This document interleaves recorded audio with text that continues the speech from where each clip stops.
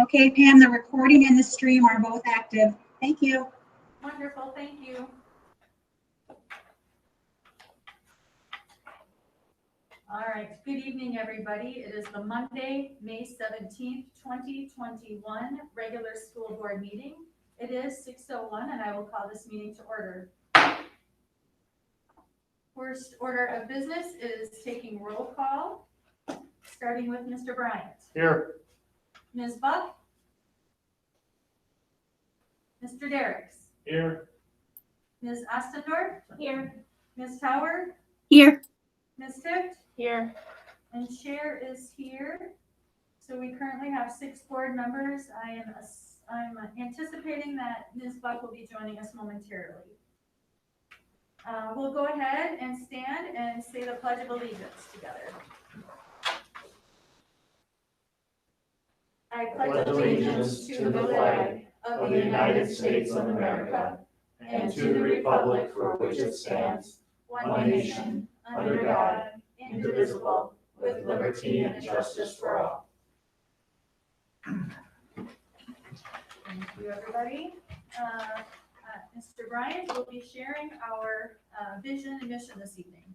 Thank you, Madam Chair. The mission of the Red Wing Public Schools is to educate and inspire all students as they realize their full potential and become respectful, responsible, and productive citizens. Thank you, Mr. Bryant. The meeting agenda has been presented in your board book. Do we have any changes or additions to the agenda? I'm sorry, Dan. Yes, I'd like to change or move the business item entitled Sister Cities Young Artist Showcase and put that between the educational plan and recognitions and upcoming events. Any other changes or additions to the agenda this evening?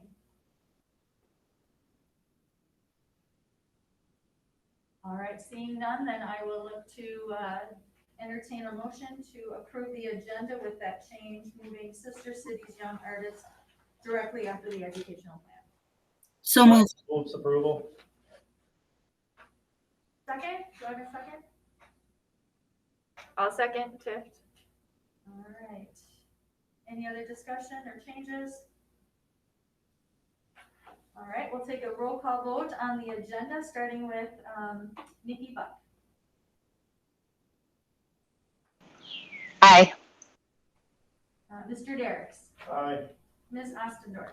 Aye. Ms. Tower. Aye. Ms. Tift. Aye. Mr. Bryant. Aye. And Chair votes aye, so that passes 7-0. All right, the educational plan is up here on a poster here, but it's also included in our board packet, so I'll just call your attention to that. And with that, I will go ahead and move the Sister Cities Young Artist Showcase as our next item of business. I'd like to introduce Kristen Bray, a high school art teacher who has been working with the Sister Cities Young Artist Showcase, and she'll explain a little bit about the program and then 3 winning entries. Hi. Well, thanks for having us today. I appreciate being invited to come speak about this. We've been busy in the art department. It's been an interesting 2 years trying to teach hands-on classes like ceramics during distance learning, but we've been doing a lot of really cool things. We've produced a couple yearbooks, which has been a challenge. We had a great art show at Red Wing Arts with over 30 student artists in grade 7 through 12. That was up for over a month. We have the SOAR Art Contest going on now, and we're here tonight to talk about our Sister Cities collaboration. Each year we work with the Sister Cities Commission in Red Wing, and we participate in the Young Artist Contest. And so students get a theme each year, and they have to create an original artwork based on that theme. And so our students did an amazing job this year. They started a new quarter of classes, and due to the timeline, they had to kind of dive right into this project, but they really did a fantastic job. I'm gonna share my screen and show you the slideshow that Sister Cities put together of the student works. So I don't know if you can all see this or not, but Oh, and that's not the one I want to share, actually. Sorry. All right, give me just a minute here. I do have, I think just one of my students is here to talk about her artworks. Oh. Sorry. I want to stop. I do this every day. You think I'd be smoother at this. The theme this year was United in Hope. And so the students had to think about how the pandemic has affected our world, essentially. The fact that it was one common struggle that all countries have dealt with in the last year, and how we can come out of that resilient and united in hope. So these are the artworks that the students submitted. We had a really good variety of different media and different content, but it's neat to see them use their voice and use their creative talents and skills to present that voice. They also all had to write an artist statement to go with their works. And so that's what you see at the bottom of these. If you want to take time to read the artist statements, this is posted on the Red Wing Sister Cities Facebook page. This is Izzy's artwork. Izzy got third place, and I think she's also part of the meeting. She's going to read her artist statement and talk about that work.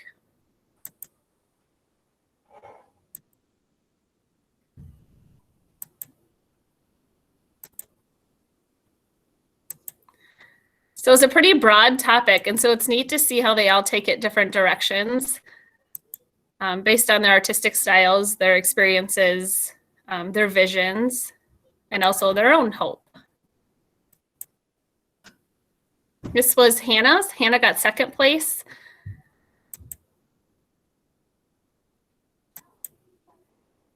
And this is Cole's. Cole was our first place winner this year. So all three artists will have their works go on further in the competition. It's actually a worldwide competition.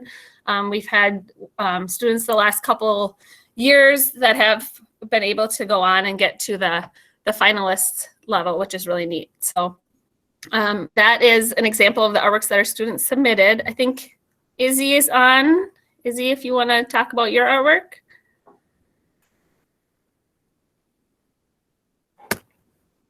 Yes, hi. Sorry, my mic was not working for a second there.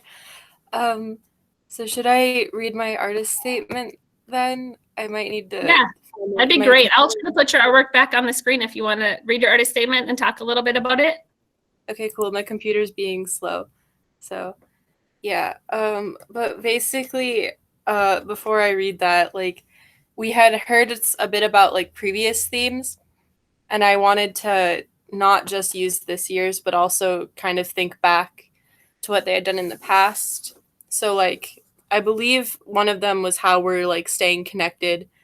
And I really liked that idea because through technology, we're sort of able to be connected. I mean, like I'm here on a meet talking to you all, which is cool. So my statement is, when I think about themes like hope and being united in a time of crisis, the first thing that comes to mind is how connected we are through technology.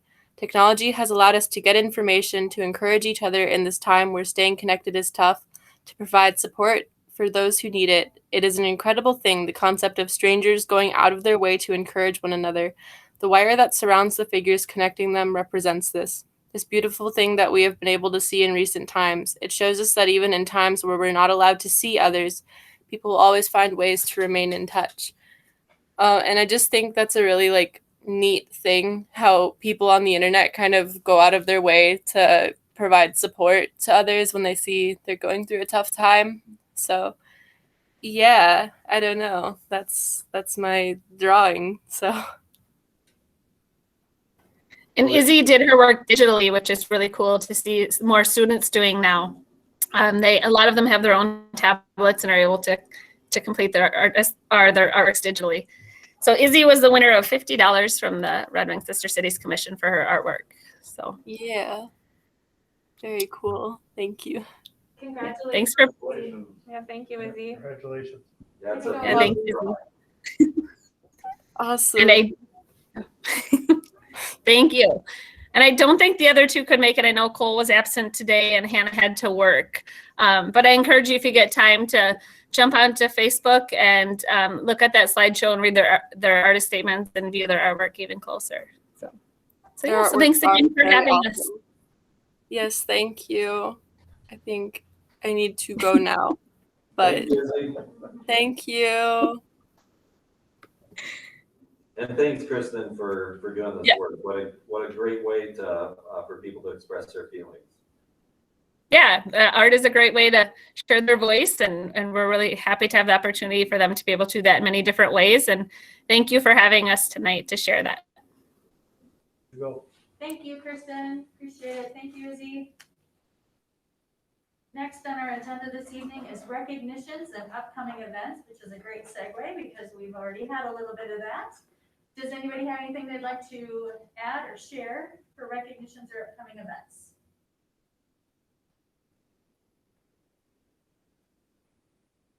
I'll just announce that this Saturday is prom.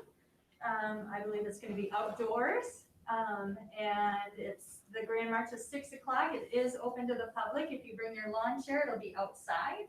I know the kids are really excited and happy to be able to have a celebration because last year that wasn't the case, and so that's a little step towards normalcy, which is great. And also graduation is coming up on June 4th. It's always that first Friday. That's the tradition, at least in Red Wing, is the first Friday of June. That's at 7 p.m. It is also going to be held outside, and there is no limit to how many people we can have at graduation. If it ends up being inclement weather and we have to be inside, then each student will have 4 tickets. And I believe we'll be talking a little bit more about graduation later on in our agenda and how our board will participate this year. So other announcements or recognitions you'd like to share tonight? Okay, seeing none, then we will move to public comment, which I have not received any public comment, nor has the superintendent. I see nobody here in our presence for public comments, so we will move on to the next agenda item, which is the return to school. And that is Mr. Nemenit and Shonda Jorgensen. So, can everybody hear me okay? All right. So, I was gonna talk about graduation. You went through all the good details, so Sorry, George. no, that actually was a great kind of summary of everything. Hopefully, we're hoping that the weather holds and we'll be able to be outside, of course. And I know I did have, and I just want to say this publicly, that I've had some people ask, why do we all have to wear masks at the graduation? And maybe that'll change. I don't know, but at this point, the governor's basically said any group of more than 500 people, we have to wear masks. However, I mean, you never know. I mean, things have been changing quickly over the past few weeks. So we'll see about that. And that's what I've been basically telling folks who've been emailing and wondering about that. But we will hopefully have outdoor graduation, like I said. If we have to go indoors, we do have a plan to be in the gymnasium. And as Pam mentioned, we'll have 4 tickets for each senior so that at least 4 family members can come and be a part of that in the gymnasium. So, again, I'm hopeful that we don't have to go that route, but we do have a plan in place. And we're going to make the call on Thursday, kind of probably late afternoon. We'll know the weather and make that call.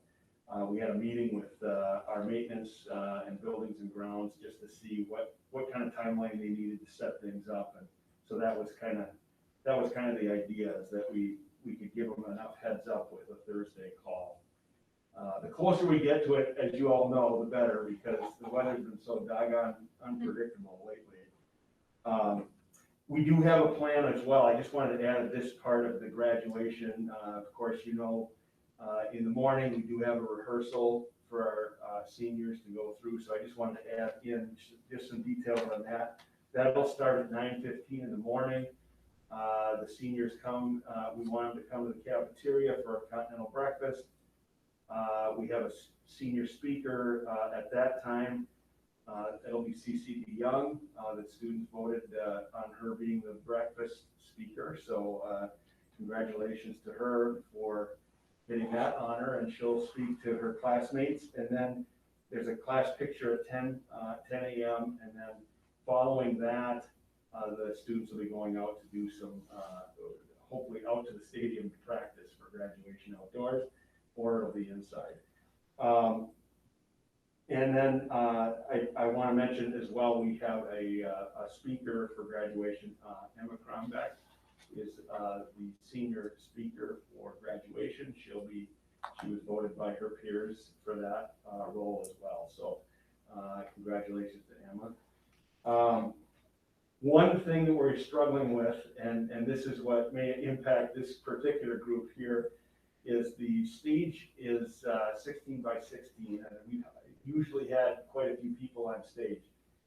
So what we're thinking, because of just spacing and things like that, we're thinking maybe just those who are involved in speaking be on stage, and then we'll have like a special area for anybody in attendance, any of the board members and or our school administrators, things like that, that would be in attendance would be near the stage but not on it, just because of the distancing factor. So that was kind of the thought there. And we do have the graduation robes and regalia that will be available to all of the board members, of course, and faculty involved. So George, will the procession for board members and faculty remain the same? Will we meet then on the 4th? Anybody who can and wants to attend should meet where and when?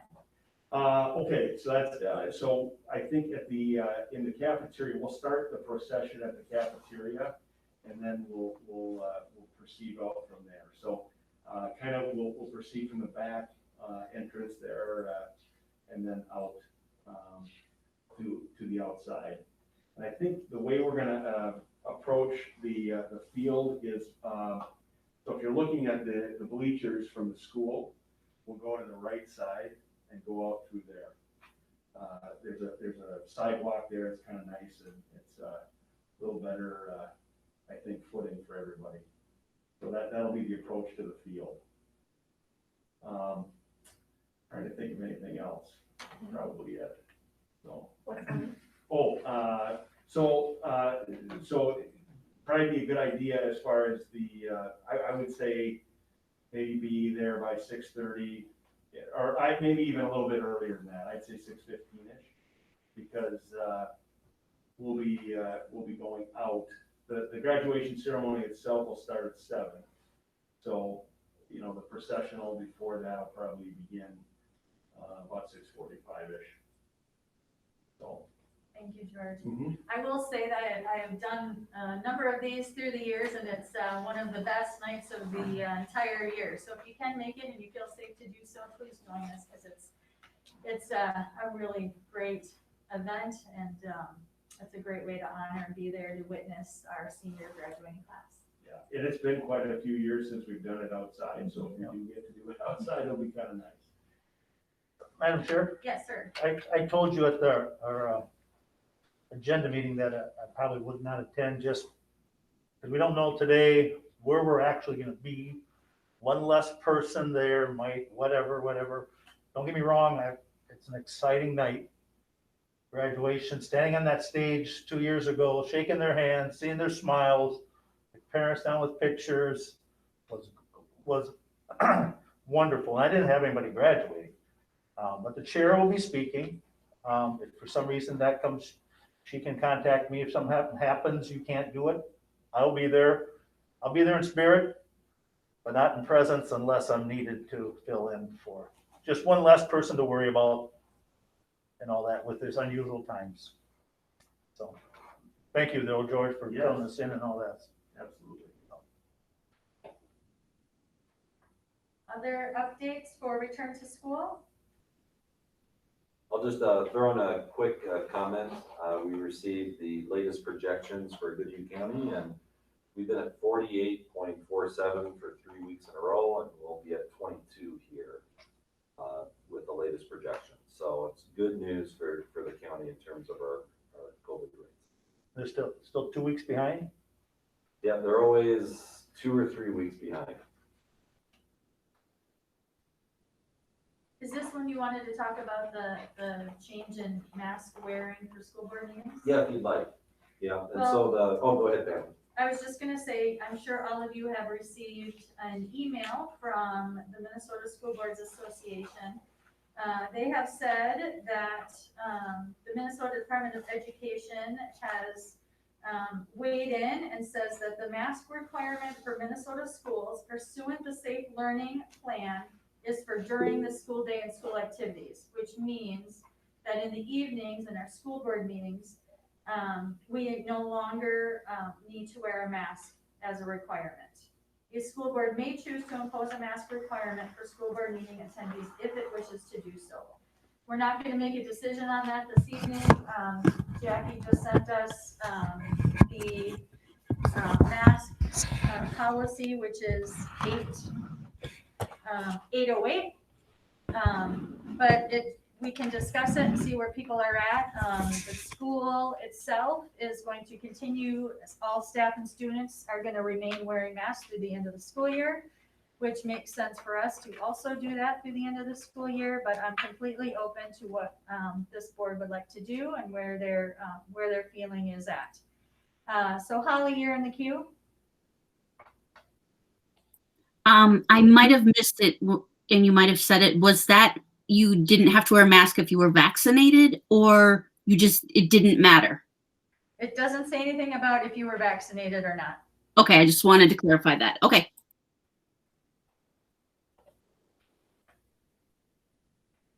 All right. Anybody have any comments? Mr. Bryant? Thank you. For someone that's been fully vaccinated and somebody that's ready to discard this thing that's on my face, I fully understand though the thoughts and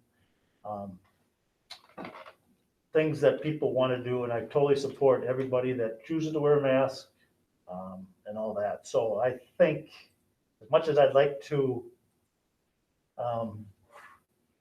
not wear one, I think we need to follow what currently is going on in the building.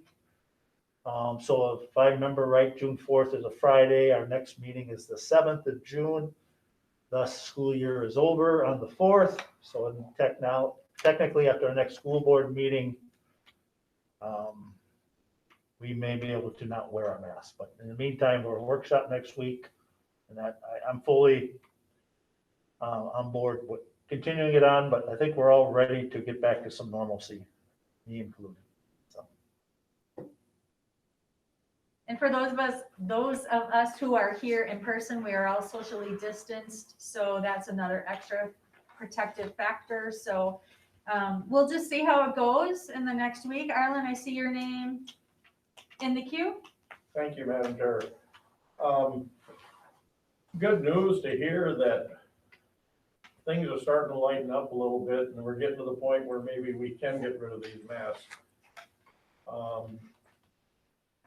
I think it would be the wrong message if we as a school board did not wear our masks until school is out. We are in the media center, which is used by our students.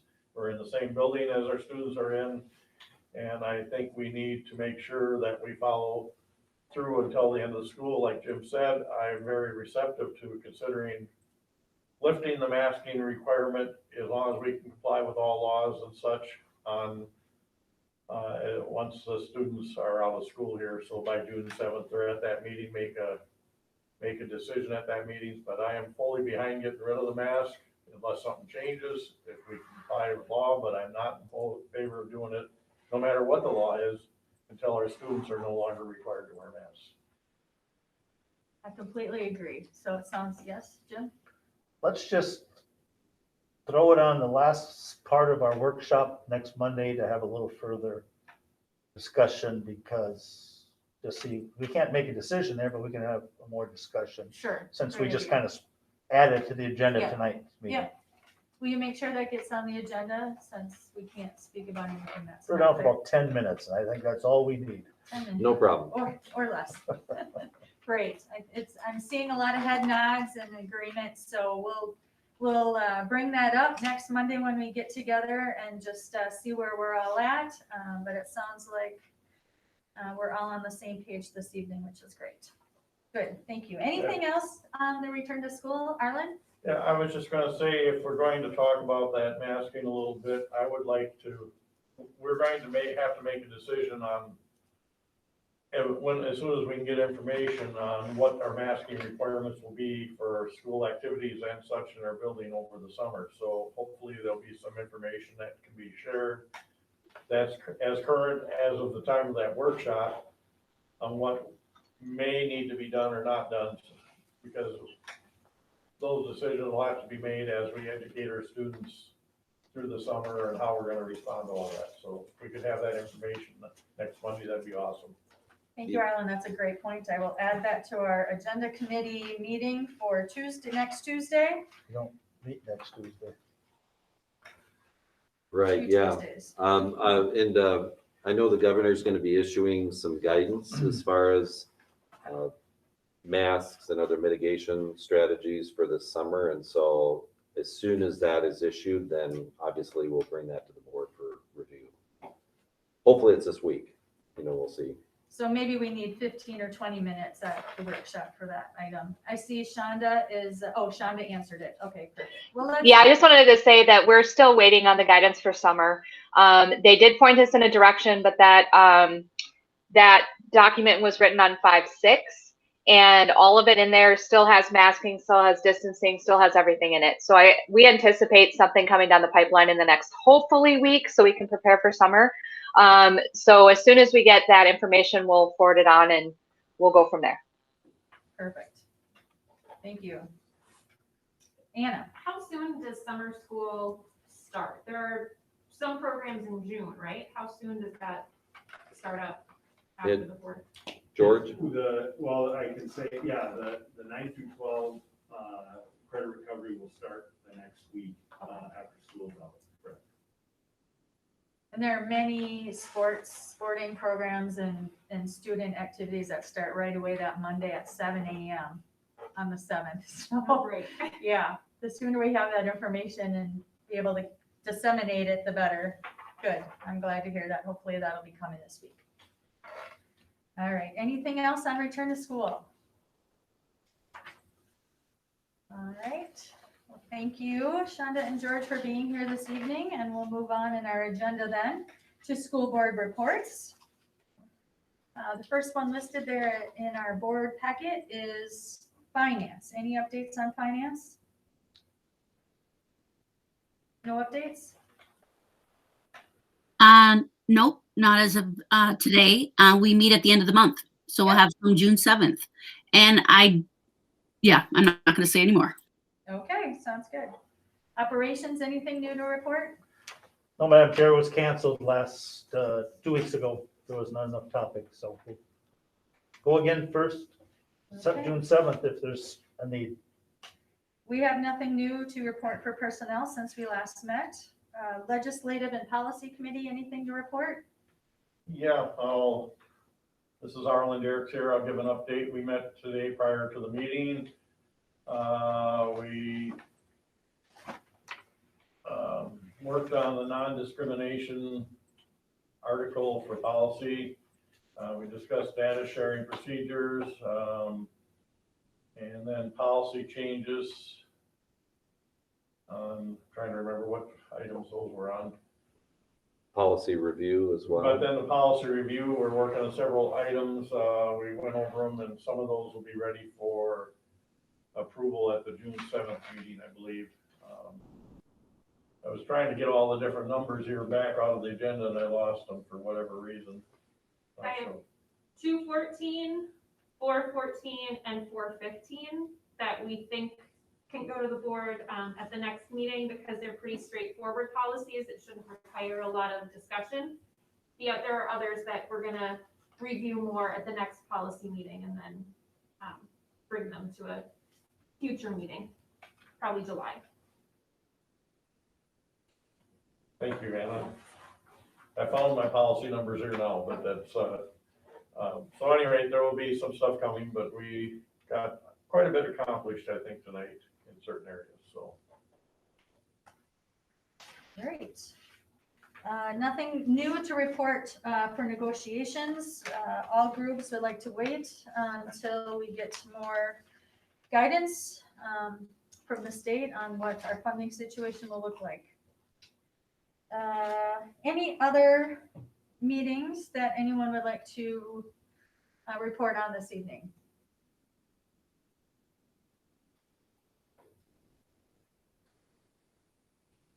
All right, seeing none, then we'll move on to administrative reports, and I'll turn that over to Superintendent Anderson. I'll just highlight a few different topics because a written report is included in the agenda packet. First, I'll highlight a public hearing that will take place on June 7th regarding the potential closure of Jefferson School. By law, we are required to have that public hearing, even though it was a one-year understanding. At least that's the advice that I received.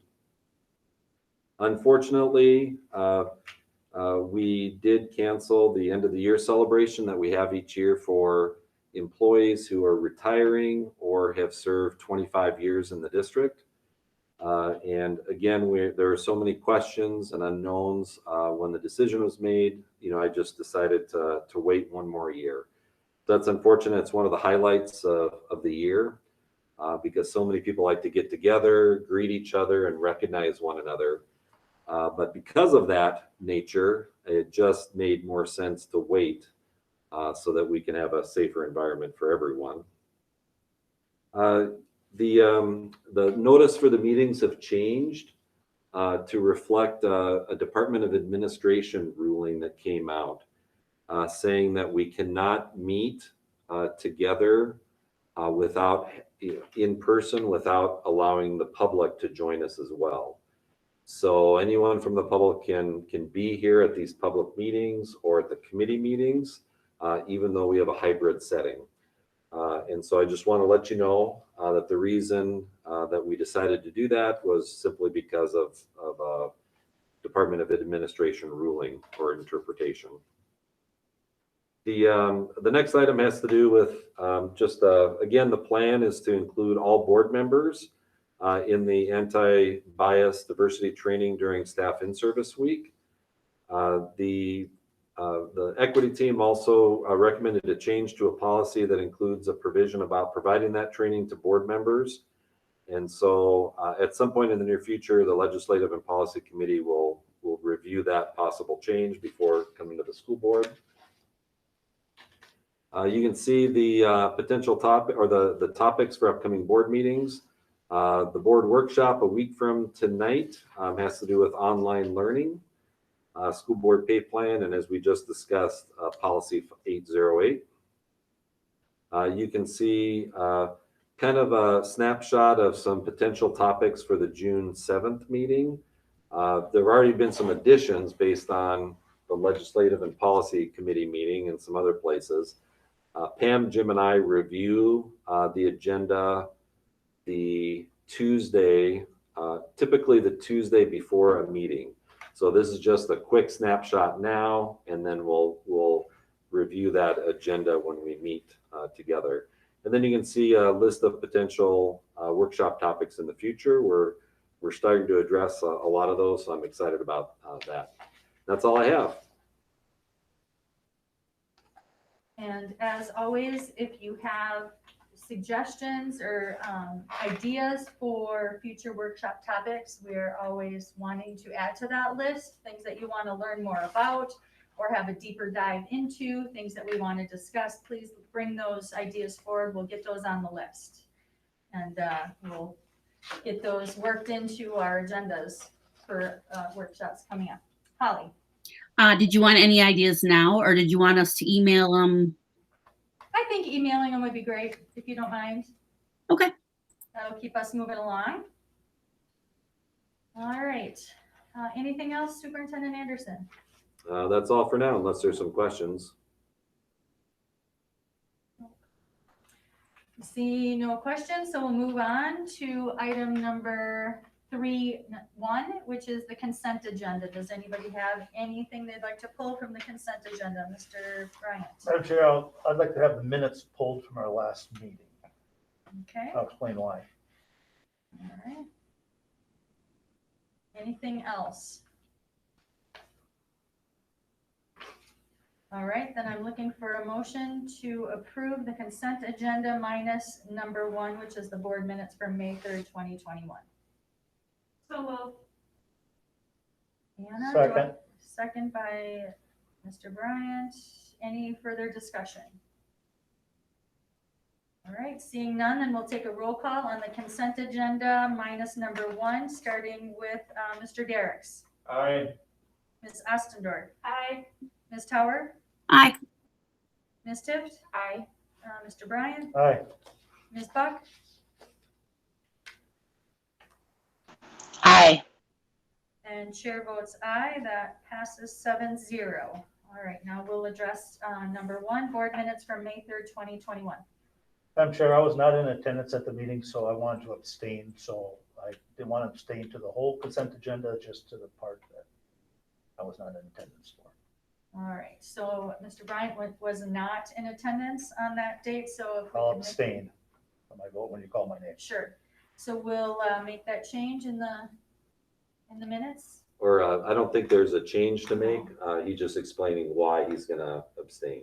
Oh, Otherwise, I had to abstain for the whole consent agenda. I I gotcha. didn't think that was Sure. necessary. okay, sounds good. Well, we will take that roll call vote then on number 1. Oh, no, I need a, I'll make a motion to accept the minutes as written.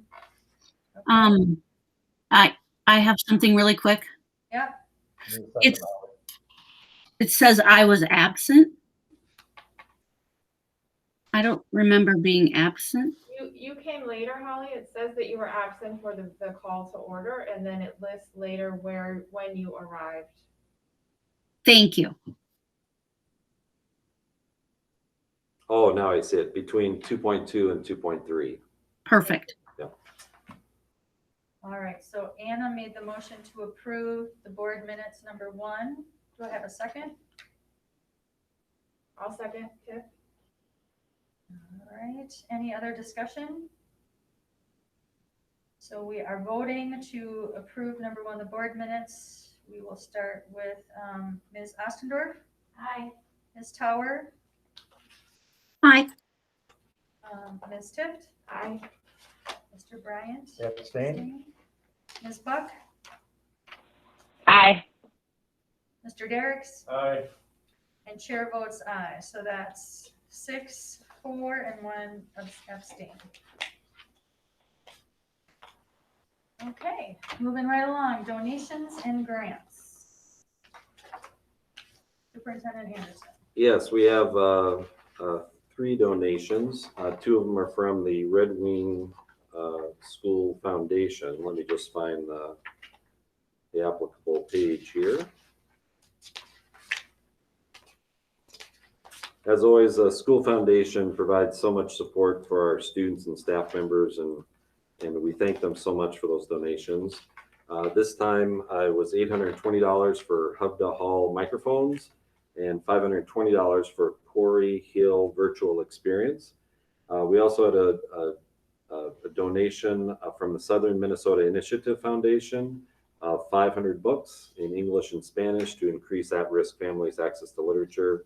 That amount was $9,475. So thank you to those organizations for that. Amazing as always. I'm looking for a motion to approve the attached resolution accepting donations and grants. So moved, Madam Chair. Second. Second by Holly. Any other discussion? We'll take a roll call vote to accept those donations, starting with Ms. Tower. Aye. Ms. Tift, Aye. Mr. Bryant, Aye. Ms. Buck, Aye. Mr. Derricks, Aye. Ms. Ostendorf, Aye. Chair votes aye, that passes 7-0. Thank you again for those amazing donations.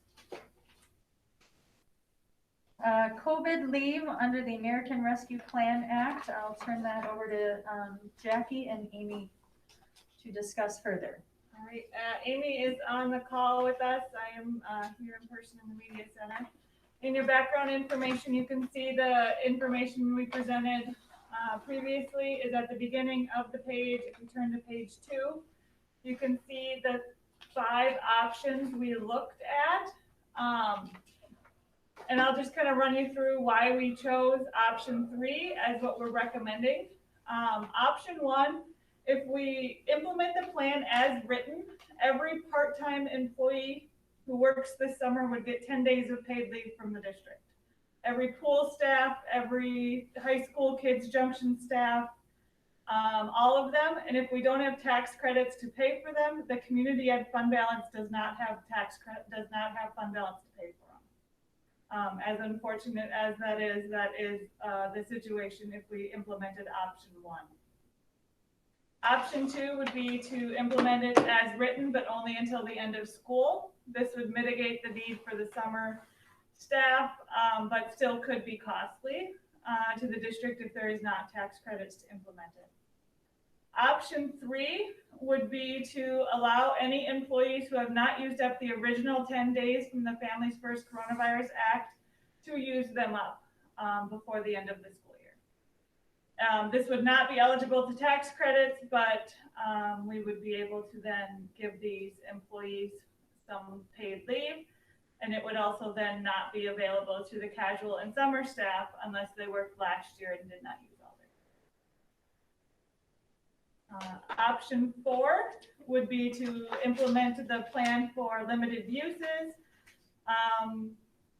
It might not be eligible for tax credits if they are available, and there will still be staff who would not qualify for leave and have exhausted their sick leave. Option 5 would be to allow staff to work from home to the extent possible. The staff will be working and they won't have to take unpaid leave. We'll still have to hire a sub, but we do have some staff in the district who are not able to work from home, such as our custodial staff, our food service staff, and our paraprofessionals. And we've also found out last spring that many of our staff do not have sufficient internet access at home, and we do not have any hotspots available to loan out to staff at this point. The recommendation Amy and I came up with is to implement option 3 through the end of the fiscal year, which is June 30th. It is also the end of second quarter. So for payroll taxes, it just makes it cleaner for us to go to the end of the quarter.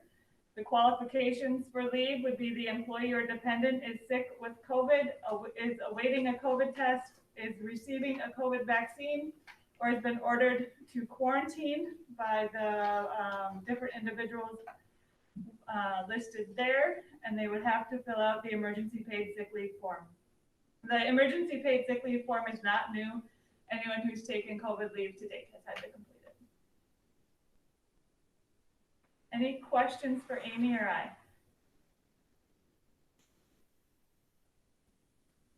Anna? Is it possible to add option 5 to any of the other options? I'm just wondering, I sub sometimes, and I've had some teachers who have recorded videos of themselves, and I think if they were quarantining, they would just as easily be able to stream in. Would that be an option to use that to be paid to work from home instead of taking this? Can we do either or where people get to choose if it's an option for them with their position? We would have to check with administration on their point of view on that. Yeah, I know that one teacher suggested that in an email, maybe to all of us or to me. And so at first glance, I thought that is a fantastic idea because it's, being creative. There's some concerns with, why would we be starting that practice now and not earlier, especially if we're doing something retroactively. So I'm hesitant to say yes. I wish I could say yes. But I think there'd be some unforeseen, consequences. Arlen? Yes, thank you, Madam Chair. If we were to use option 2, if I understand that right, that would be the one that would grant an additional 10 days beyond the ones that were there for last year, but only until June 4th. Do we have any number of how much money that would cost us if we didn't get our credits or whatever back? What is the cost to us to go and do this without getting credits? Because that would be back paying COVID leave for April and May. And I would have to go back and check how many days have been taken so far. I don't have that number with me. But it would also depend on what bargaining group they were in, and I know Holly's tracking it, I just don't have the number with me tonight. Other questions? If I can follow up, how likely are we going to be get any kind of credits on any of these programs? The if we follow revised, it? it is not likely. The revised 941 instructions came out, middle of last week. And they look like we would get the tax credits we got under the Families First Coronavirus Act, which was just the credit for the employer paid Social Security and Medicare. And not for the wages.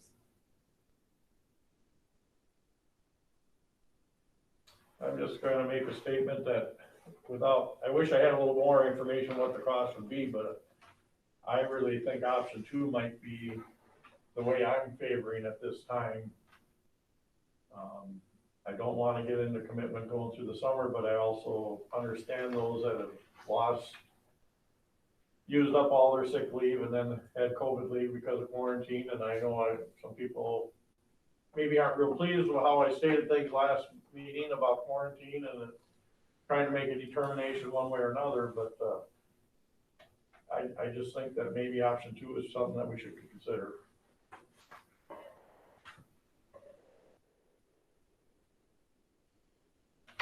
Mr. Bryant? Thank you. Jackie, those options you laid out here today, which is probably too many. However, do they start April 1st then through June, whatever date you have on them? We could implement them any date from April 1st through September 30th. So you talked about going back, that's why I asked. So in essence, we could implement it starting tomorrow through June 4th, so to speak. We could. But the end of the day is, and I've said this at the agenda meeting, there's 26, 23 people that have exhausted their sick leave for this calendar year, and they're all over the board. So it's not the custodians, it's not all paras, it's not all teachers. It's all that group together, and not everybody can work from home. I get that. So 23 or 26, what is the number? 23. 23 out of how many employees we have that are receiving sick leave benefit? That are receiving sick leave benefit, not casual employees, correct? I want somebody that has sick leave. You just said the 23 that, what are those, what does that number include? How many of those? Of our regular full-time and part-time staff that are on contract is about 445. So it's, my math here in my head here, I'm not at, but it's less than 5%. And in healthcare, I was a union person. We argued and negotiated for benefits, health insurance, vacation, sick leave, all that. It's a benefit that people have. And we're paying out when they leave employment, full-time employees, each contract is different. So there's a payout of dollars that a retired or a person leaving the school district gets upon leaving employment through any means or through retirement. It depends on the contract. So, and it's at those dollars at the time that they leave, not today's dollars. Correct. So that's cost by not using them, and some people don't use them, I get it. it's a benefit to use when you need it and for whatever reason you're sick and all that. There is a cost to sick leave that people don't use to the district. I mean, I can tell you stories on that, but so, okay. Yeah, there'd be a immediate cost, such as the cost of a substitute, Right. as well as longer term costs that you just described, you know, in Am I- terms of payments. And my question is, where's that money come from if we grant it again? That's my question. Jackie? Whatever fund the employee is paid out of. Specifically, it could be, most would be general fund, Right. but it could also be food service fund or community education. Yeah, we don't know where those, and we don't need to Right. know where those 23 employees are. What's their work, all that, but that's public information. Jennifer? I think Holly's in front of me. Oh, I'm sorry. Holly, sorry. Thank you. That's okay. That's okay. Quick example. So I had to have my surgeries this year. I had to exhaust my sick days because the doctor accidentally broke my nose. And it was something that happened in surgery. And so had I gotten COVID on top of that, I would have had those extra days from the state. Let's say I got really sick and I had to, use extra days. My concern is for that 5%, Jim. And I understand what you're saying financially. And one thing St. Paul did was that you could apply to use the sick bank that people donated sick days to, but I could only use them after I'd exhausted 5 unpaid days. And I got right to 4.5 of unpaid days. So I couldn't use that sick bank that people from St. Paul had donated sick days to. So where are we at? Do we do any kind of sick day donation in Red Wing? We do, and it depends on the contract, what needs to be done to access that. In some contracts, you need to be out for as many as 90 days. Yeah, and some employees have that ability, depending on the contract, and some employees do not, because not all contracts include that provision.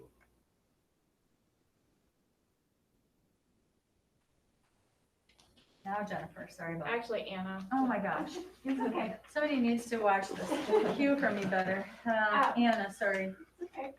I also am in favor of option 2. I think that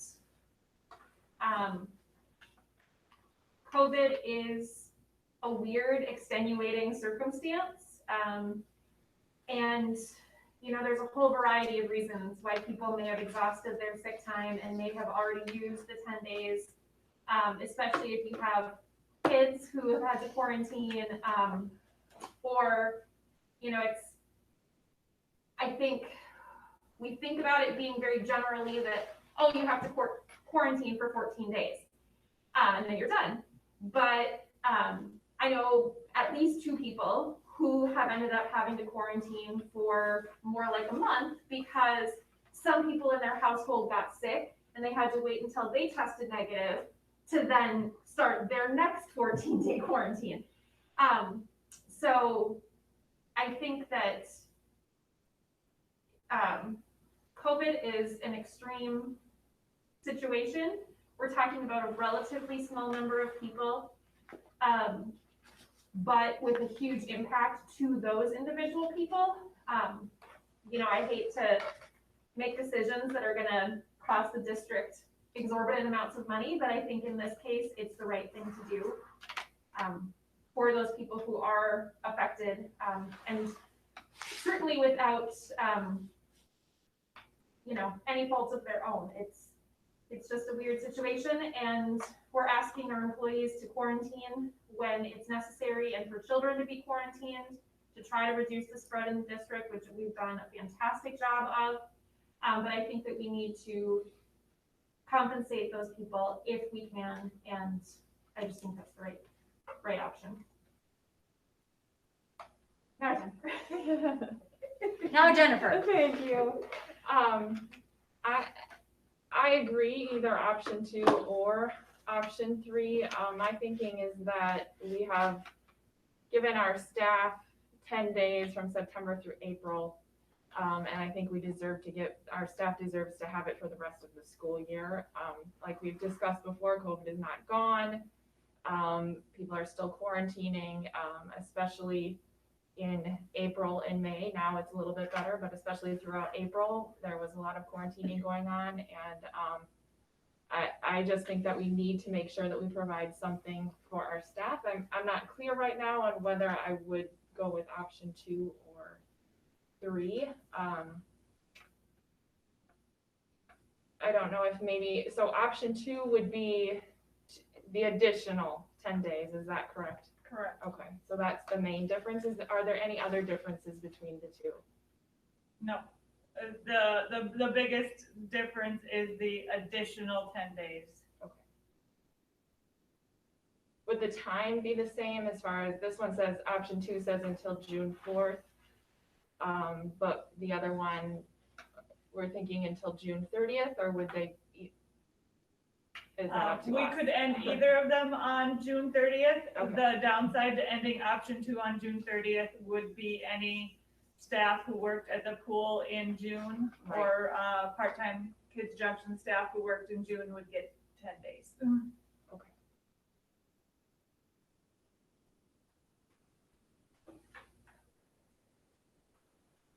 I will make a motion that we go with option 3.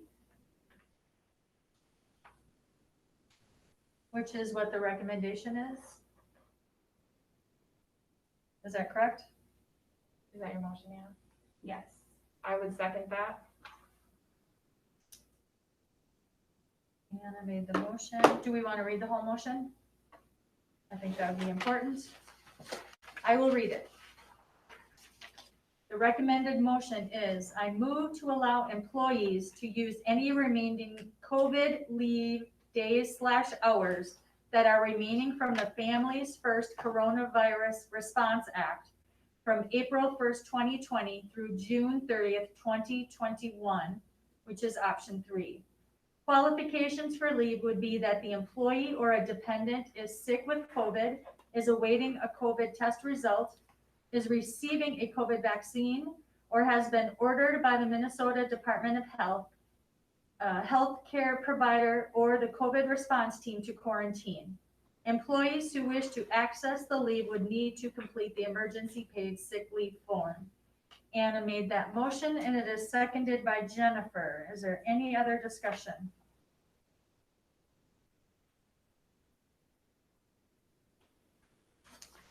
Any other discussion? Mr. Derricks? I just want to clarify, so this is allowing up to 10 days total from the start of coronavirus until June 30th, is that correct? It's not 10 plus a potential for 10 more that we had approved for those January through March, because some people maybe got 20 days. If they could have had potentially 20 days, they had 10 days last year, and then we gave an additional 10. We didn't give an additional 10. We only extended We only it? extended it. Okay, I just want to get clarified. So we're just looking at Pushing back the deadline again. the 10 days deadline again, which does not do anything for those that may have been on it before and then had to quarantine students or their children at home afterwards. Just trying to keep it all straight in my head. Thank you. Good question. Other discussion? All right, then we will take a roll call vote on that. motion. Whoops. Holly, Jackie, have you gotten a number yet for the third allotment? No. The Department of Ed is hoping to get it out by the end of May. Would that impact this? No. Where does that money then, is it the second allotment, or is it no allotments that we can use the COVID money for sick days and para? I mean, and not been an allowable use under our grant funding. So it's all out of the general fund. Correct.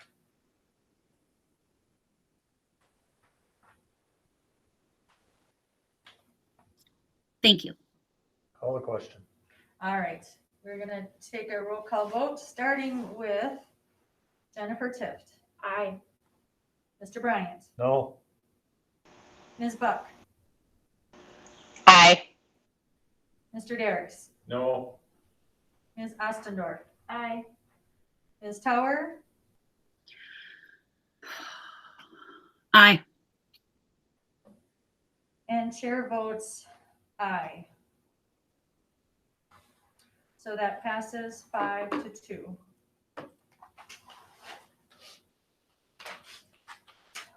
All right, the next item on our agenda is insurance coverage. Looks like you're I'm back back on. Um, so we have our, what's called our ancillary insurance coverage. We went out for bids in February and March. On the call with me, I have Amy is on yet, but I also have Logan Tufte from IntelliSense to help answer questions if anyone has any questions on the process or the decision. So we met with the Labor Management Committee to decide to take this out for bids. Proposals were in the Eagle in February, and they were due back on the 22nd. It was also discussed at an LMC meeting on the 19th and May 4th. The decision was made to change our dental carrier effective 1/1/22 to Blue Cross Blue Shield. You can see the justification there in the board packet. It was also decided to add a voluntary vision coverage effective 1/1/22, also through Blue Cross Blue Shield. This would be voluntary and employee paid if they chose to elect this coverage. We also voted to change the voluntary accidental death and dismemberment, that's what AD&D stands for, to a voluntary life and accidental dismemberment policy effective 7/1/21. And this would change to a new carrier called Guardian. Our old policy would only, our old voluntary policy, because it was an AD&D only policy, only paid out if you had died of an accident. And the new policy would pay out if you died of an accident or natural causes. So we thought that was a improved benefit for our employees. And we also chose, when we took out the basic life, so the district paid life and accidental death and dismemberment, long-term disability and EAP insurance, which has been historically through Madison National or National Insurance. We've chosen to change that also to Guardian Life Insurance Company effective 7/1/21. Are there questions? I'm just wondering, who all is part of the, Labor management? Yes. There's a representative from each bargaining group that is part of that. At least one, it depends on the size of the bargaining group. And don't we have a board member, right, on the Labor Management Committee? Yes, Anna is our rep, but she has been unable to attend the meetings.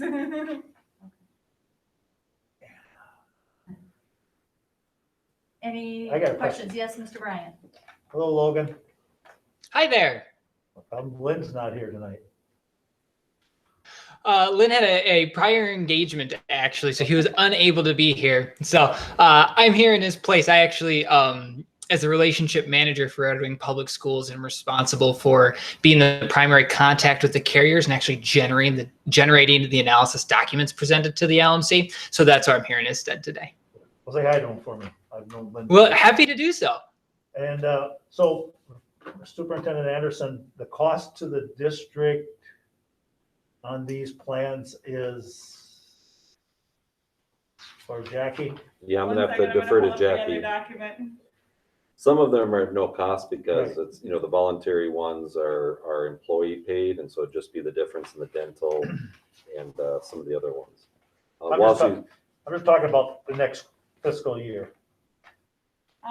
The total cost for these plans, annual premium is around $277,000, of which the district probably pays the majority. On the voluntary plans? Not on the voluntary plans, that's on the basic life. Yep. We fully pay the Yep. basic life, the long-term disability, and for a single dental plan on most bargaining groups. And I just want to make sure that everybody that's listening knows that there's a difference between that and the word voluntary was put Correct. out there on a number of things, so there is a cost. And what, you know what the cost was last year or this current year for those district responsibility plans? About the same. This Okay. was, with going out to bid, we got almost a flat renewal. Good, that's good to know. Thank you. Yes. Other questions? All right, then I would look for a motion. So moved, Madam Chair, the recommendation. The recommendation is to approve Blue Cross Blue Shield as the district's dental carrier effective 1/1/2022, to add the option of voluntary vision coverage through Blue Cross Blue Shield effective 1/1/2022, and to approve Guardian Life as the district's carrier for basic life, AD&D, long-term disability, and voluntary life, and AD&D coverage effective 7/1/2021. Motion made by Jim. Do I have a second? Second. Second by Holly. Any other discussion? I'm in the queue. Mr. Derricks? I will be abstaining on this due to a potential conflict of interest. Yeah, and I don't, this has nothing to do with health insurance, Madam Chair, Jackie, right? It's just all the voluntary things. It's all of the non-health insurance related coverage. I don't think I have anything on that, so. I can vote. Okay, well, we will take a roll call vote then, starting with Mr. Bryant. Aye. Ms. Buck? Aye. Mr. Derricks is Abstain. abstaining. Ms. Ostendorf? Aye. Ms. Tower? Aye. Ms. Tift? Aye. And chair votes aye, so that passes 6-0 with one abstaining. Thank you. That's a lot of information to put together, Jackie. We appreciate that. And we're happy to hear that there's a basically flat renewal. So that's why we go out for bids, and we appreciate Logan for you being here this evening.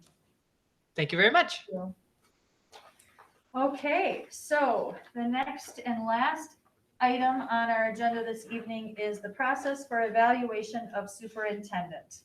So Mr. Bryant and Superintendent Anderson and I met at 2 agenda meetings ago to discuss the mid-year evaluation. And then there was some questions brought up about the instrument being used.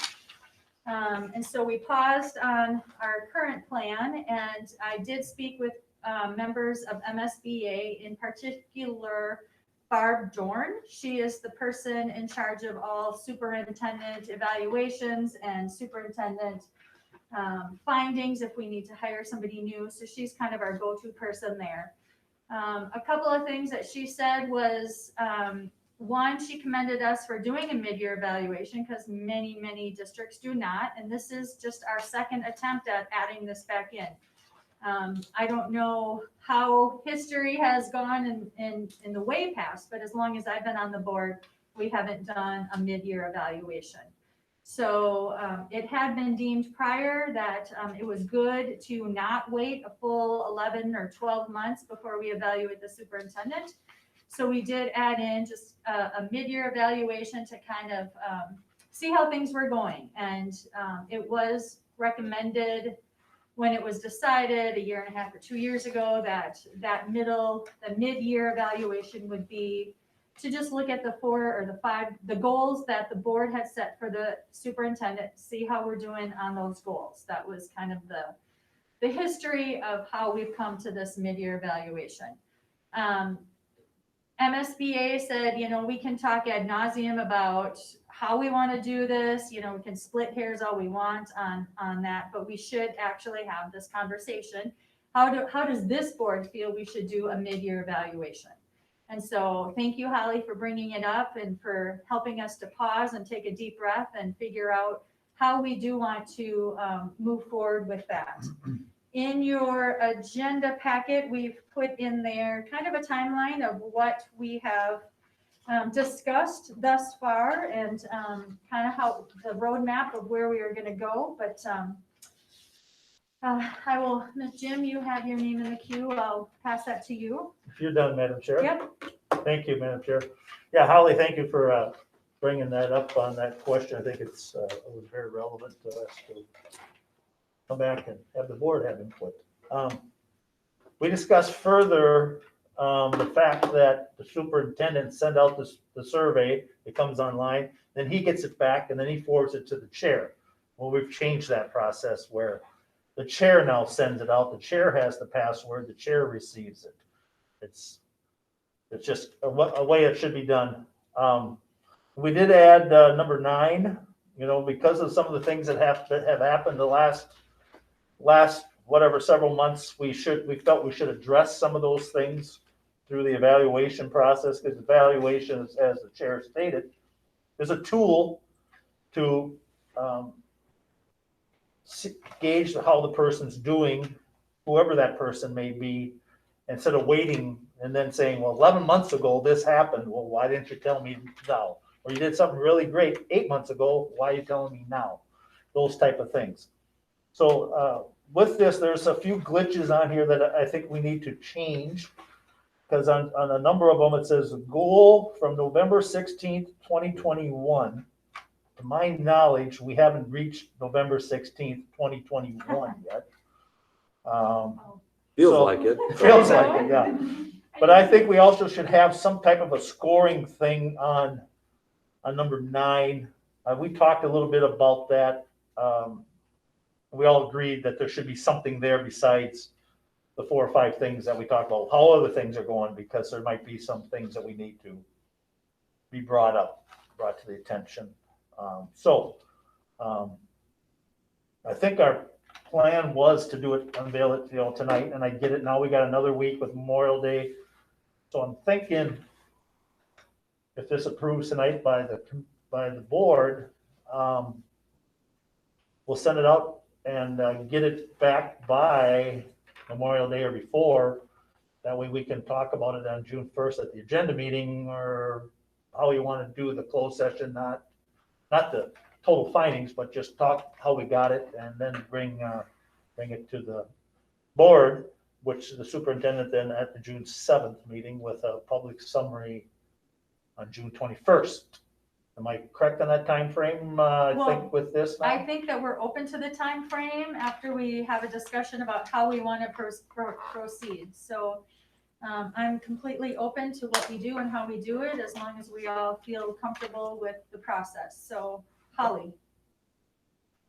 I just want to thank you for putting together all of that information to kind of give us a background of where we talked about it, when we talked about it, and what we're looking at moving forward. So thank you. I appreciate that, number 1. So I was looking through Article 3, evaluation of the superintendent, for the proposed school board policy handbook. And my reservation is that it's still a proposed policy handbook. So I am in favor of doing a mid-year something at some point. Like I wrote, I'm not so sure it's prudent to do it financially, mid-year before the financial year is done.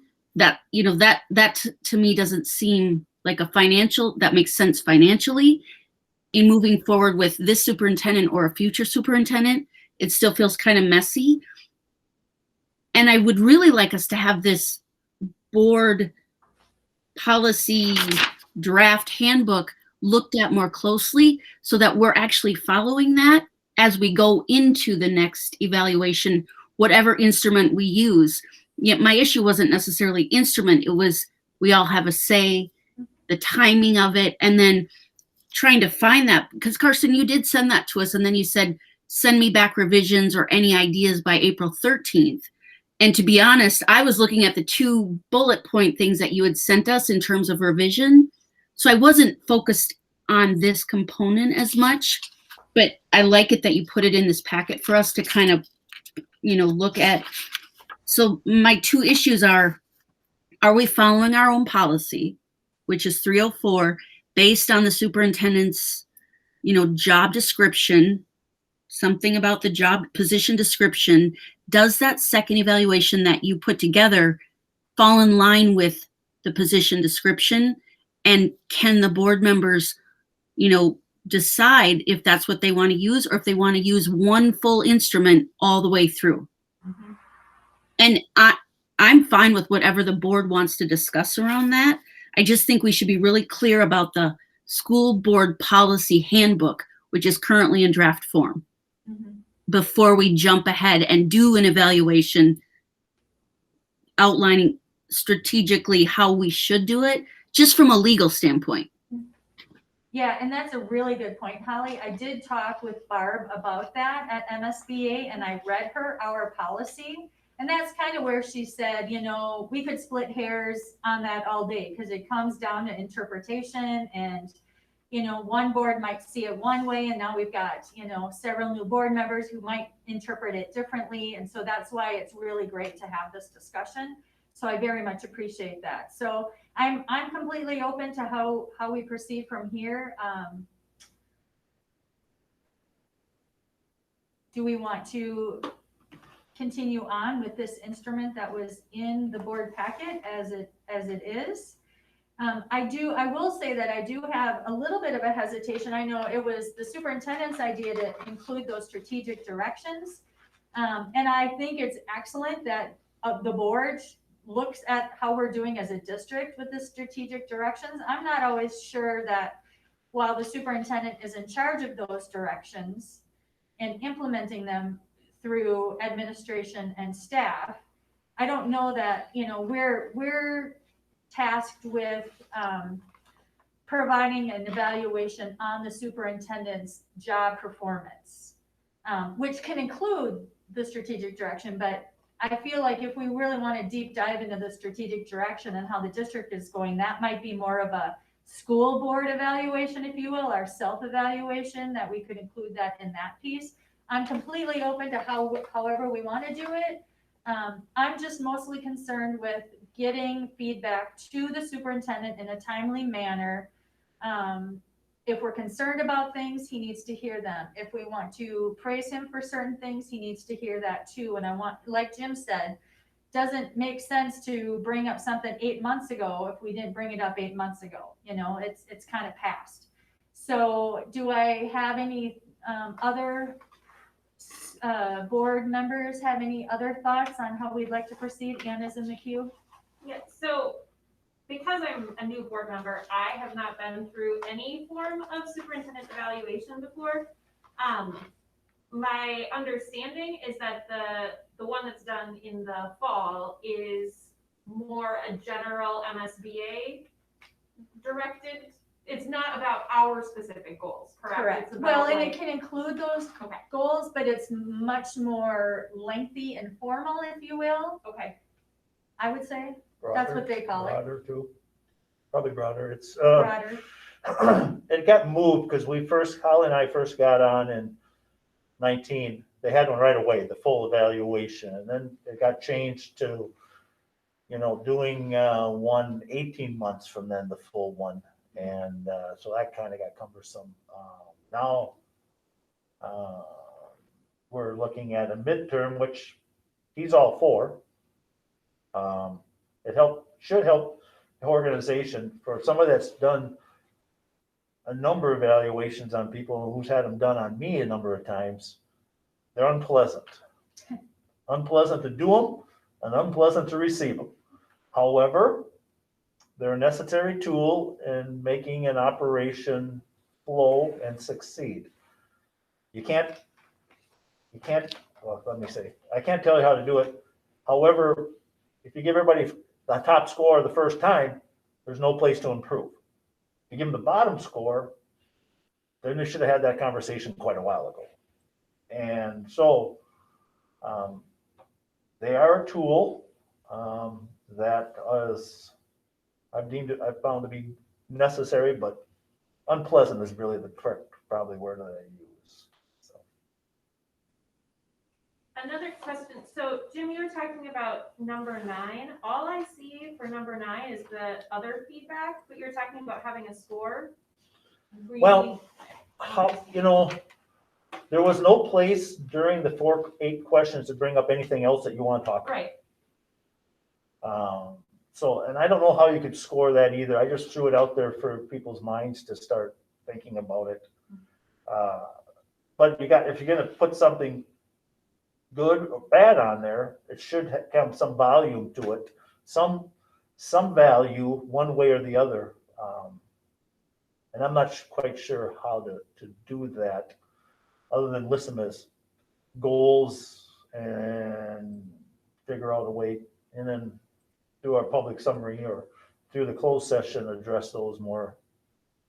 I don't know how a scoring would work unless I it don't- was like an overall thing, because like, if I choose to bring up, you know, topic A and score it some way, and Jennifer brings up topic B and scores get it it. some way, it's not comparing apples to apples, Right. so I don't see how a score would really work in that, Right. especially because what goes in number 9 is gonna be an individual decision, it's not, you know, based on a collective Right.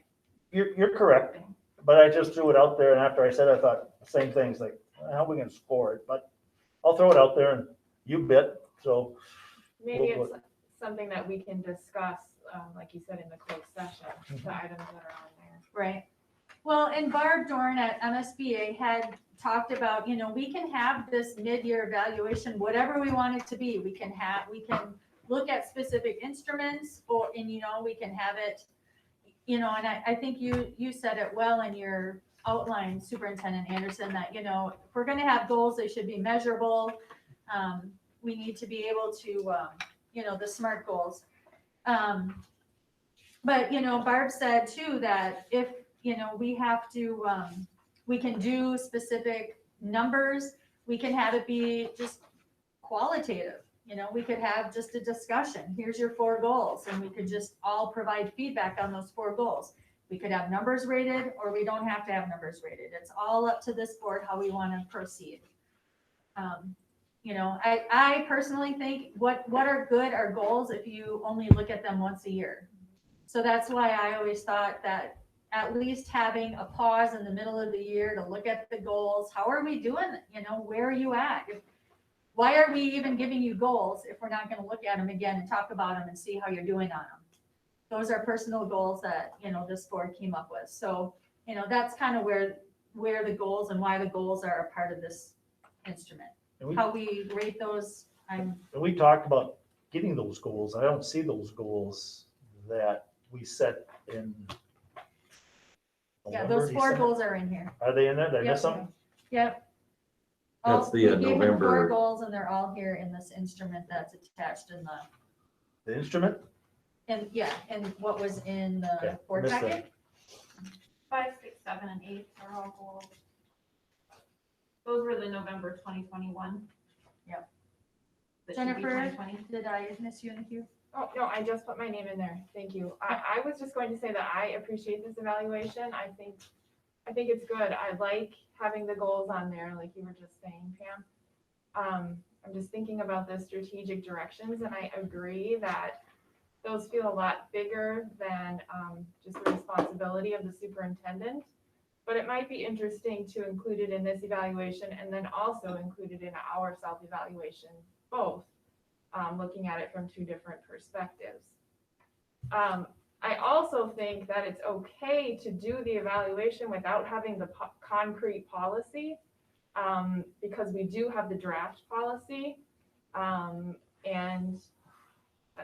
I mean, I could be completely wrong here, being new, but I just think that it's having the draft, it's something we try and see how it goes and perhaps make changes to the policy as needed.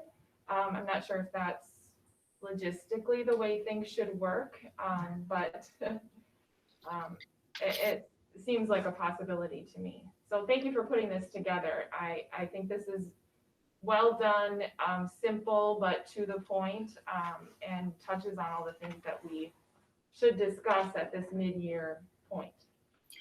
I was right before Jennifer, so I just wanted to, sorry. Sorry, Holly. That's okay, because Jennifer, I'm glad I got to hear what Jennifer had to say. I have a significant amount of training in data collection and baseline, where are we headed?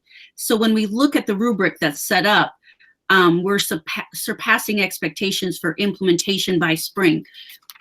Somebody in the, somebody might think we are, but other of us might not, because what are we measuring? Do we have 25 computers and we want to get 100? And by that time, that's just a very general, but what are we actually measuring to say that we're, surpassing expectations? I don't even know what the expectations are, because the language is, establish career pathways by aligning. Well, how do we know? How I don't know if the curriculum is necessarily aligned to that, and if the teachers are teaching that, and if the kids are responding to that, and if we're going to be on the way to successful implementation. That's why I think it's really important that our instrument is solidified in a way that if we're going to measure something, we measure it with data, or we don't measure it at all and we just give feedback. Right? Like, I really like where we're headed with the pathways. But what I think we're missing is, instead of, we like rubrics, but they're really hard to measure if we don't have data to start out with. So we're at 10% of kids in the pathway program. We want to move it to 50. I don't know if we're at 5% or if we're already at 50%. And I don't want to shortchange any person who's trying to roll out that program because I don't have the information. Right. That's kind of where I'm coming with, like, a structured, we solidify it into our plan. And legally, if we were to ever get into a bind about words, it's really good to have the board approve the board policy packet and move it forward. And then we can always say, well, the whole board approved it. This is what we're going to do. Or it was a 5-2 vote, but this is the way we're going to move. So those are some of my thoughts around. That's why I was like, oh gosh, do we just go back and use the MSBA one? Because it's pretty clear, even though it's not clear for some of us? Or do we just take the needs improvement stuff away and just give anecdotal what we think is happening? Because I don't feel qualified enough to measure whether or not, I don't know the discipline numbers. I don't know if the referrals have gone up. I don't know if they've gone down. I don't know if we've suspended more kids, less kids. I don't know how staff are interacting with kids once they get re-entered back into the school. I don't know any of those pieces enough to say we're highly effective or we're bombing out. For this one, could we use the MSBA and then also do anecdotal questions for the goals? Just add the goals on without, the rating, and just for those 4 questions, type comments. Well, what I think I hear you saying, Holly, is that it'd be good to just take those ratings out and give feedback on those 4 goals. Because really, if we're measuring strategic directions, those need to come from the staff. I think we have a director of teaching and learning who is in charge of looking at those numbers and those rubrics for that strategic direction, not necessarily the board's responsibility to know that or to measure that. Our goal is really to measure and give feedback to the superintendent so he can be as effective as he possibly can in his job. Positive feedback, negative feedback, areas for improvement. So, in that regard, I would say that an anecdotal, conversation, let's give feedback to those, let's just focus on those 4 goals, number 5, 6, 7, 8, and then have number 9 as all other, other feedback for the superintendent at this time. If you have specific examples, for example, goal number 5, goal for November 16, 2020 was equity planning. The district is committed to strengthening this area through the leadership and direction of the superintendent. So let's talk to the superintendent about how we feel, what we see is going well and what we see is not going well, what we want to see more of. So That we would be could, a great conversation and a great place for feedback. it would be like a box that says strengths and then areas of improvement. Yeah. Yeah. And then we can just put anecdotal, whatever we want to see. I mean, we could do that. That's why I was asking earlier about next topics for workshop, because this would be a perfect place to kind of dissect some of that Agreed. and not try to push it further along, but give it some time. We could look at the handbook, then we could look at where we're headed with this and what is it that we want to accomplish. Because I hear you and Jim loud and clear, like, yes, it doesn't make sense to go 18 months without any feedback. That doesn't make any sense. But what does it look like to give feedback that's going to be effective and move the district forward, along with helping the superintendent make decisions to move the district forward? Exactly. Jim is in the queue. Yep, Jim. Thank you. Yeah, I apologize. Those goals are there, but I remember when we did the evaluation 6 months ago, we wrote out the goals, 4 or 5 bullet points, and that's what I was kind of looking for. Oh, I can send that to you. Jim. Yeah, just send that, I think, to everybody instead of, Sure. because they just, I thought got a little whatever. So I realized the goals were there, but I was looking for that separate, that goal bullet point that we put in his evaluation. So, and I'm not so sure if the wording is the same or not, and that's why I just wanted to check, so. Sure. So if I can get a thumbs up, what I would like to do, and with Jim and I can work together on this, we can send out those 4 goals. Under each goal, you can write strengths or things that are going well, area of improvement for each of those goals, and then additional feedback. Maybe there's something else that you want to say about that.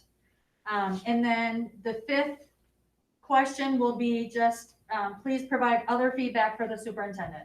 So that'll be a catch-all if it's not in the first 4 goals. If you want to say something else that doesn't fit under those 4 things, that's kind of a catch-all category.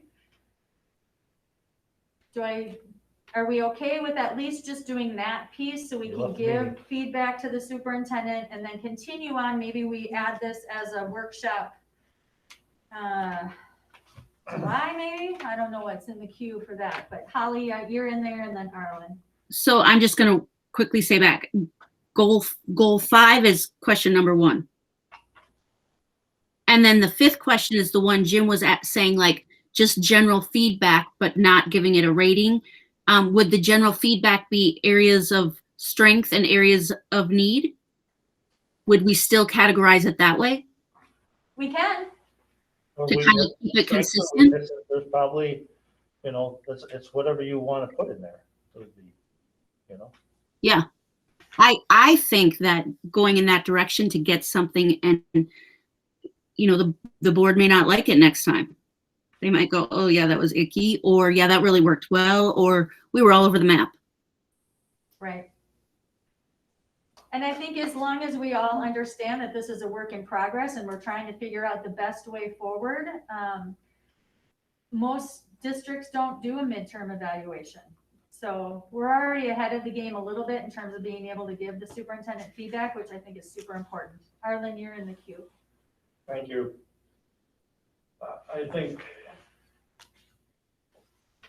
this is a work in progress, going to the twice a year from the once a year that we were in before. And I think we were at the last meeting, a big step in the right direction. And then what I saw come out in the board pack today, I thought was a huge step in the right direction. And now, if I'm hearing what we're talking about, we're going to mess around with taking some of this out and only work on 4 items instead of 8 or 9 that are in here.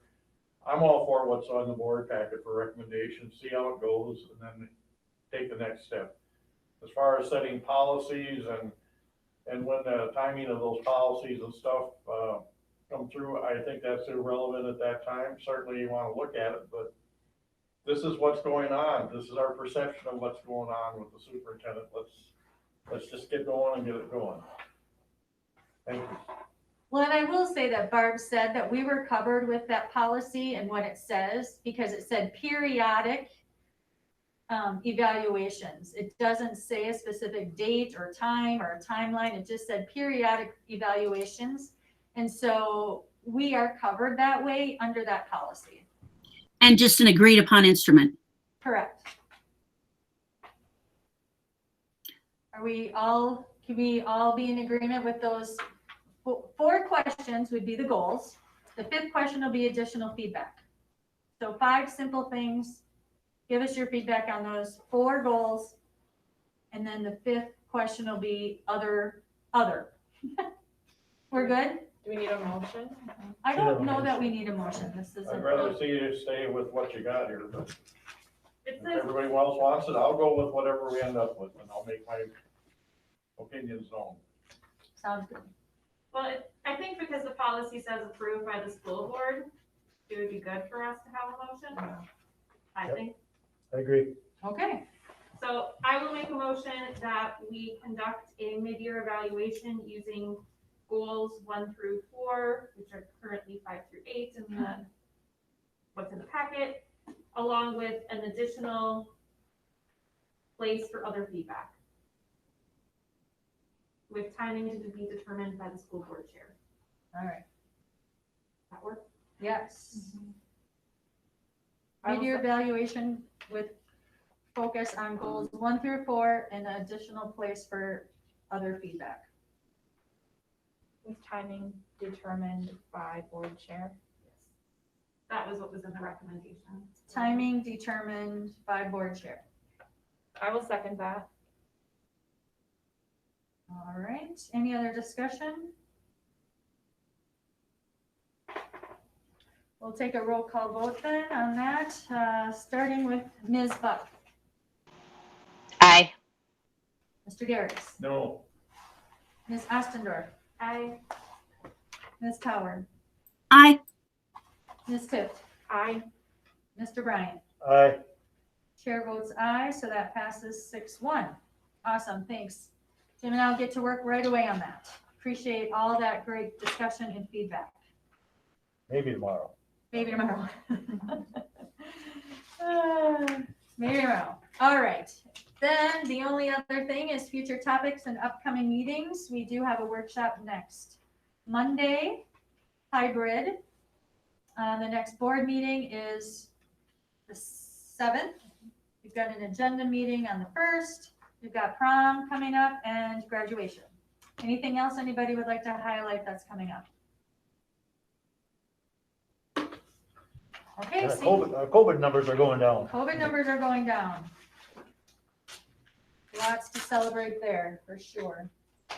All right, so then I'm just looking for a meeting or a motion to adjourn. I move to adjourn the meeting. I second it. Jim, I really said it first. Seconded by Holly. We will start the roll call vote with Mr. Derricks, aye. Ms. Ostendorf, I, Ms. Tower, Aye. Ms. Tift, Aye. Mr. Bryant, Aye. Ms. Buck. Aye. Chair votes aye, 7-0. We are adjourned at 7:38. Thanks, everybody. Thank you. Good night. Good meeting. Have a good week. See you Good job, Monday. everyone. See you Just Monday. over an hour and a half. That's not bad. Thank you, everyone. Thank Bye. you. See you next time.